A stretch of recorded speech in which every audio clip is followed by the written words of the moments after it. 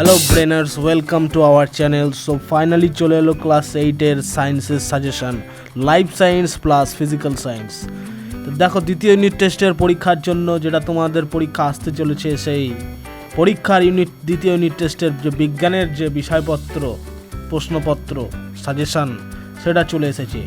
তো চলো সাজেশানে সোজাসুজি চলে যাব। তার আগে তোমাদের একটি বিষয় জানিয়ে রেখি, অবশ্যই নতুন থাকলে চ্যানেলটিকে সাবস্ক্রাইব করে বেল আইকন প্রেস করে দাও এবং বন্ধুদের কাছে একটু শেয়ার করে দাও, কারণ ভবিষ্যতে আরও নতুন আপডেটেড ভিডিও সাজেশানের ওপর ক্লাস 8-এর বিশেষ করে চলে আসতে চলেছে।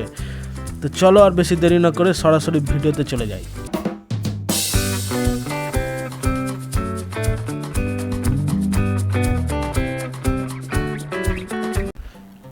তো প্রথমে দেখো যে WBBSC বোর্ডের ইউনিট টেস্টের চলে এসেছি আমরা। তো প্রথমে যেটা দেখব যে ভৌত বিজ্ঞানের প্রশ্নই প্রথমে বেশিরভাগ থাকে। তো প্রথমে সঠিক এমসিকিউ টাইপ প্রশ্ন উত্তর থাকবে। প্রথম প্রশ্ন আছে দেখো, যে উষ্ণতা মাপার যন্ত্রের নাম কি? আশা করি তোমরা এটা পারবে প্রশ্নের উত্তর দিতে, যে অনেকবার পড়েছো তোমরা যে উষ্ণতা মাপার যন্ত্রের নাম কি, অর্থাৎ তাপ মাপার যন্ত্রের নাম কি। একই প্রশ্ন, তো উত্তর হবে এটার সঠিক থার্মোমিটার। নেক্সট প্রশ্ন হচ্ছে যে কঠিন পদার্থের তাপ সঞ্চালিত হয় কোন প্রণালীতে? পরিবহন, পরিচালন না বিকিরণ? পরিচালন না বিকিরণ? তো এখানে সঠিক প্রশ্নের উত্তর হবে পরিবহনে প্রণালীতে কঠিন পদার্থের তাপ সঞ্চালিত হয়। নেক্সট প্রশ্নতে আমরা চলে আসবো যে তাপ প্রয়োগে গলে না এমন একটি পদার্থের নাম কি, যেটা তাপ প্রয়োগ করলেও গলবে না কোনো দিন? সেটা হলো CaO। এর সংকেত কি হবে, মানে এর পূর্ণ নাম কি, সেটা তোমরা আমাকে কমেন্টে জানাও। নেক্সট প্রশ্নতে আমরা চলে যাব, যে এখানে বলেছে যে কোনো 4টি প্রশ্নের উত্তর দাও, 1 নম্বরের প্রশ্ন, অতএব শর্টে উত্তর লিখতে হবে তোমাদের। প্রথম প্রশ্ন আছে যে তাপের সুপরিবাহী একটি ধাতুর, এটা ধাতু নয় অধাতুর, একটি অধাতুর উদাহরণ দাও। তো তাপের সুপরিবাহী একটি অধাতুর উদাহরণ কি না গ্রাফাইট। নেক্সট প্রশ্ন হচ্ছে জলের তাপ কীরূপ পরিবাহী? জলের তাপ কীরূপ পরিবাহী? অবশ্যই তোমরা জানো যে জলে কারেন্ট চলাচল করে না, তো জলের তাপের কারেন্ট চলাচল করে না, তো জলের তাপের এটা কুপরিবাহী হবে। নেক্সট প্রশ্ন আছে যে বাষ্পীভবনের উদাহরণ দাও। বাষ্পীভবনের উদাহরণ কি হবে? তোমরা জানোই যে জল থেকে বাষ্প হওয়ার প্রক্রিয়াকে বলা হয় বাষ্পীভবন। তাই স্বাভাবিকভাবে সেই উত্তরটাই হবে যে জল থেকে জলীয় বাষ্প পরিণত হওয়ার প্রক্রিয়াকেই বাষ্পীভবনের একটু উদাহরণ হিসেবে তুলে ধরা যায়। নেক্সট প্রশ্ন আছে যে স্ফুটন কি অপরিবর্তিত থাকে? না, ফুটন উষ্ণতা অপরিবর্তিত থাকে সবসময়, এটা ঠিক উত্তর। যে স্ফুটনে, এখানে স্পেলিং মিস্টেক আছে, স্ফুটনে হবে, তো স্ফুটনে উষ্ণতা অপরিবর্তিত থাকে সবসময় থাকে। নেক্সট প্রশ্ন আছে যে কোন তাপকে থার্মোমিটারে ধরা যায় না? কোন তাপকে থার্মোমিটারে ধরা যায় না? লিন তাপকে কোনো দিনই থার্মোমিটারে ধরা যায় না, এটা তোমরা জানো অবশ্যই। তো পরীক্ষায় আসার মতো এগুলো প্রশ্ন, খুবই ইম্পর্টেন্ট প্রশ্ন, অবশ্যই এগুলো নোট ডাউন করে নেবে। আর যদি না বুঝতে পারো বা ভুলে যাও, তো ভিডিওটা আবার প্রথম থেকে ভালো করে দেখে নেবে। তো নেক্সট প্রশ্নতে আছে যে ব্ল্যাকফুট রোগ কার, মানে ব্ল্যাকফুট রোগটা কিসের প্রভাবে হয়? ব্ল্যাকফুট যে রোগ হয় সেটা কিসের প্রভাবে হয়? তো ব্ল্যাকফুট রোগটা বেসিক্যালি আর্সেনিকের প্রভাবে হয়। পরের প্রশ্নতে আছে যে সূর্যের অভ্যন্তরের উষ্ণতা কত? সূর্যের যে যদি তুমি ভিতরে চলে যাও তো একদম গলে যাবে, তো সেখানের উষ্ণতাটা কত ডিগ্রি উষ্ণতা? তো সূর্যের অভ্যন্তরের উষ্ণতা হলো প্রায় 1 কোটি ডিগ্রি সেলসিয়াস। 1 কোটি মানে বিরাট ব্যাপার। নেক্সট প্রশ্ন এবার হচ্ছে 3টি প্রশ্নের উত্তর দাও, লেখা আছে কিন্তু সব প্রশ্নের উত্তরই দেওয়া আছে, কারণ সব প্রশ্নগুলোই হলো সাজেস্টিভ প্রশ্ন আর ইম্পর্টেন্ট প্রশ্ন। এগুলো হলো 2 মার্কসের প্রশ্ন। তো প্রথম প্রশ্ন হচ্ছে ইলেকট্রোপ্লেটিং কি? এগুলো খুবই ইম্পর্টেন্ট প্রশ্ন। তো তোমরা যারা নতুন আছো তারা অবশ্যই চ্যানেলটিকে সাবস্ক্রাইব করে দাও এবং একটা লাইক করে দাও। তো প্রথমে আছে যে ইলেকট্রোপ্লেটিং কাকে বলে? যে সক্রিয় ধাতুর ওপর তড়িৎ বিশ্লেষণ প্রক্রিয়ায় অপেক্ষাকৃত কম, সক্রিয় ধাতুর ওপর তড়িৎ বিশ্লেষণ প্রক্রিয়ায় অপেক্ষাকৃত কম সক্রিয় ধাতুর প্রলেপ দেওয়াকে বলা হয় ইলেকট্রোপ্লেটিং।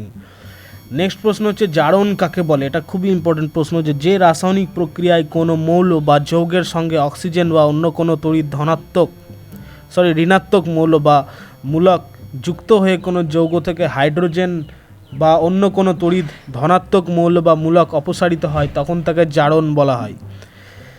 নেক্সট প্রশ্ন হচ্ছে যে বিচারক পদার্থ কাকে বলে? বিচারক না, এখানে স্পেলিং মিস্টেক আছে, এটা হবে বিজারক। তাড়াহুড়ো স্পেলিং মিস্টেক হয় কিবোর্ডে। তো এখানে বিজারক পদার্থ কাকে বলে উদাহরণ দাও, এটা ইম্পর্টেন্ট প্রশ্ন, 100% পরীক্ষায় আসবে, তোমরা অবশ্যই মুখস্থ রাখার চেষ্টা করো, মনে রাখার চেষ্টা করো। যে রাসায়নিক বিক্রিয়ায় যে পদার্থ ইলেকট্রন বর্জন করে, ইলেকট্রন তোমরা জেনেছো পরমাণুর তিনটে, যে ইলেকট্রন, প্রোটন আর একটা নিউট্রন, রাইট। তো রাসায়নিক বিক্রিয়ায় যে পদার্থ ইলেকট্রন বর্জন করে নিজেই জারিত হয় তাকে বিজারক পদার্থ বলা হয়। অর্থাৎ বিজারক পদার্থ হলো ইলেকট্রন দাতা, যেমন সোডিয়াম, ক্যালসিয়াম ইত্যাদি। একটি জৈব দ্রাবকের নাম লেখো। তোমরা বলতে পারবে যে জৈব দ্রাবকের নাম কি? বেনজিন। বয়কার ইংবুর্গি জয়সী দন্তের নাম বেনজিন। নেক্সট প্রশ্ন হচ্ছে যে তাপের সংজ্ঞা দাও, অর্থাৎ তাপ কাকে বলে?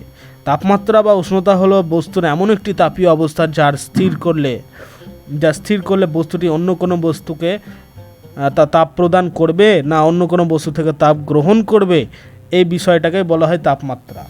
তো দেখে নাও যে ভৌত বিজ্ঞানের এই প্রশ্নগুলো হলো ইম্পর্টেন্ট প্রশ্ন, যেগুলো তোমাদের এখনই দেখিয়ে দেওয়া হলো। তো এখানে বলেছে যে সঠিক প্রশ্ন প্রথমে ছিল এবং তারপর আছে এখানে 1 নম্বরের প্রশ্ন, তারপর ছিল এখানে 2 নম্বরের প্রশ্ন। যদি তোমরা কোনো বিষয়ে বুঝতে অসুবিধা হয় অবশ্যই কমেন্ট করো এবং বন্ধুদের কাছে একটু শেয়ার করে দাও লাইক করে। আর হ্যাঁ, যারা নতুন আছে তারা অবশ্যই সাবস্ক্রাইব করো এবং যারা অলরেডি সাবস্ক্রাইব করে দিয়েছো এতক্ষণে তাদের জন্য অসংখ্য ধন্যবাদ। নেক্সট এবার আছে দেখো জীবন বিজ্ঞানের প্রশ্নপত্রতে আমরা সরাসরি চলে আসবো। তো প্রথমে আছে 1 নম্বরের এমসিকিউ টাইপ প্রশ্ন, যে নিচের কোনটি আগাছানাশক হিসেবে ব্যবহৃত হয়? নিচের কোনটি আগাছানাশক হিসেবে ব্যবহৃত হয়? একটা হলো অপশন দেওয়া আছে, 3টে অপশন দেওয়া আছে। প্রথম অপশন আছে হচ্ছে ড্যালাপোনা, দ্বিতীয় আছে ম্যালাথিয়ন ও ওয়ারফেরিন। তো এখানে সঠিক উত্তরটা হবে ম্যালাথিয়ন। নেক্সট হচ্ছে একটি জৈব সারের উদাহরণ দাও। একটি জৈব সার কী হতে পারে? গোবর হতে পারে, না ইউরিয়া, না সুপার ফসফেট? তো এখানে অবশ্যই তোমরা জানো যে ইউরিয়া হলো একটি জৈব সারের উদাহরণ। নেক্সট হচ্ছে চায়ের উপস্থিত কোন রাসায়নিক রক্তে কোলেস্টেরলের মাত্রা কমাতে সাহায্য করে? চায়ে কি এমন থাকে যা কোলেস্টেরল কমায় রক্তে? সেটা হলো কি হতে পারে বলো দেখি? পলিফেনল, ক্যাফেন না ট্যানিন হবে উত্তর? তো এখানে সঠিক উত্তর হবে ট্যানিন, চায়ে ট্যানিন থাকে।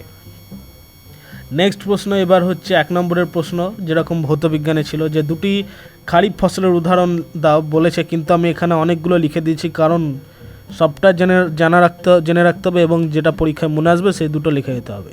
তো এখানে খারিফ ফসলের উদাহরণ হলো ধান, পাট, ভুট্টা, আখ, তুলো, এগুলো হলো সব খারিফ ফসলের উদাহরণ। নেক্সট হচ্ছে কি না, বাগিচা ফসল কাদের বলা হয়? কাদের বলে বাগিচা ফসল? যেসব গাছ একবার রোপণ করলে দীর্ঘদিন ধরে তার থেকে ফসল উৎপন্ন হয় তাদের বাগিচা ফসল বলে, যেমন চা, কফি, রবার ইত্যাদি, এগুলো হলো সব বাগিচা ফসল। নেক্সট আছে যে হিউমাস কি? জীবাণুর দ্বারা বিবেচিত হওয়ার পর উদ্ভিদ ও প্রাণীর পচনশীল দেহাবশেষ শিলাচূর্ণের সঙ্গে মিশ্রিত হয়ে যে কালো বাদামি বর্ণের মাটি সৃষ্টি করে তাকে বলা হয় হিউমাস। হিউমাসের যদি অন্য নামেও দেয় পরীক্ষায় তো জেনে রাখো যে হিউমাসের অপর নাম হলো পিট, আর এর আরেকটা নাম হলো বোদমাটি।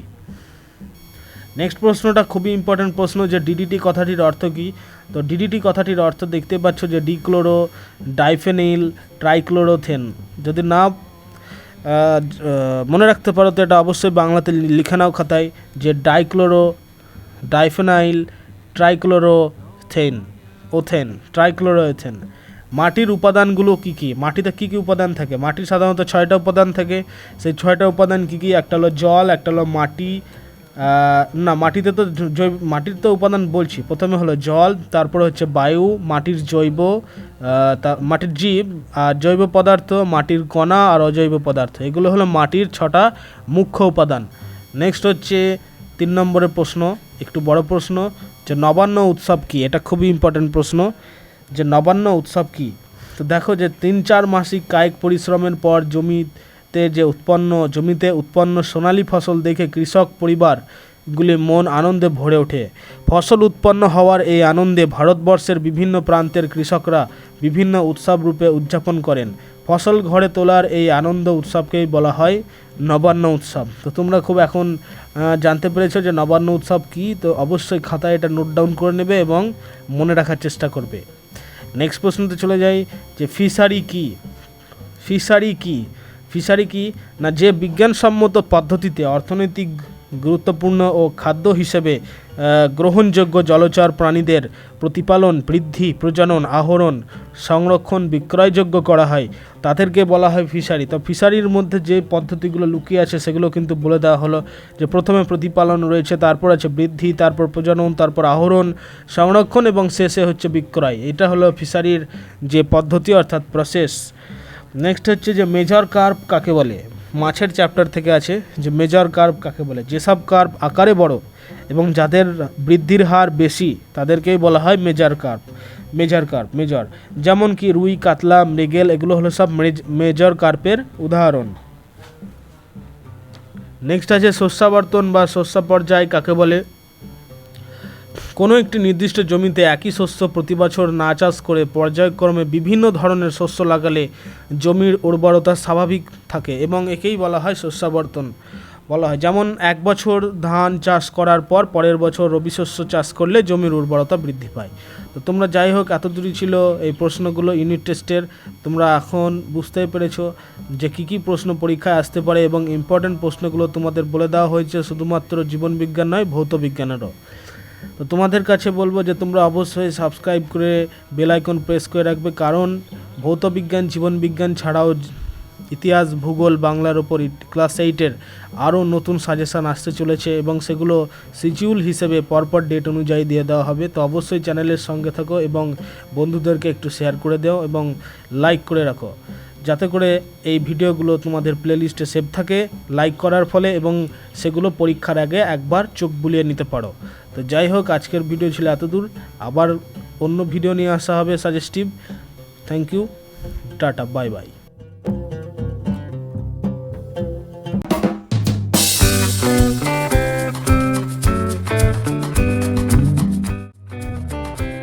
Subscribe now and press the bell icon.